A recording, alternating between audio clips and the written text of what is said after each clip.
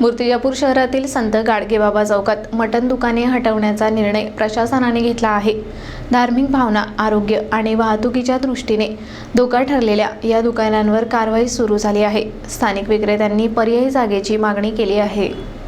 मूर्तिजापूर शहरातील संत गाडगेबाबा चौकात उभारण्यात आलेली मटण दुकाने अखेर हटवण्याचे आदेश प्रशासनाने दिले आहेत। धार्मिक भावना दुखावणारे, सार्वजनिक आरोग्य धोक्यात आणणे आणि वाहतुकीस अडथळा ठरणाऱ्या या दुकानांवर कठोर पावले उचलण्याचा निर्णय घेण्यात आला आहे। अकोला न्यूज नेटवर्कने या दुकानांमुळे होणाऱ्या गैरसोयींचा मुद्दा समोर आणल्यानंतर प्रशासनाला तातडीने हालचाली कराव्या लागल्या। उपविभागीय अधिकारी संदीप अपार यांनी नगर परिषद मुख्याधिकारी शेषराव टाले यांना कारवाईसाठी पत्र पाठवले। मात्र संबंधित भाग हातगाव ग्रामपंचायतीच्या कार्यक्षेत्रात येत असल्याने ग्रामपंचायतीला कारवाई करण्याचे निर्देश देण्यात आले। परिसर स्वच्छ आणि सुशोभित ठेवण्यासाठी हा निर्णय घेतला आहे।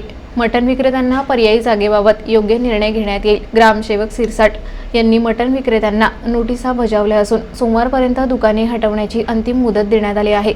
यामुळे अनेक मटण विक्रेत्यांनी नाराजी व्यक्त केली आहे। त्यांनी पर्यायी जागेची मागणी केली असून प्रशासनाने यावर सकारात्मक विचार करण्याचे आश्वासन दिले आहे। जर सोमवारपर्यंत दुकाने हटवली गेली नाहीत तर प्रशासन थेट कारवाई करणार आहे। या निर्णयामुळे स्थानिक नागरिकांनी प्रशासनाचे स्वागत केले असून शहर स्वच्छ आणि सुशोभित राहील अशी अपेक्षा व्यक्त केली जात आहे।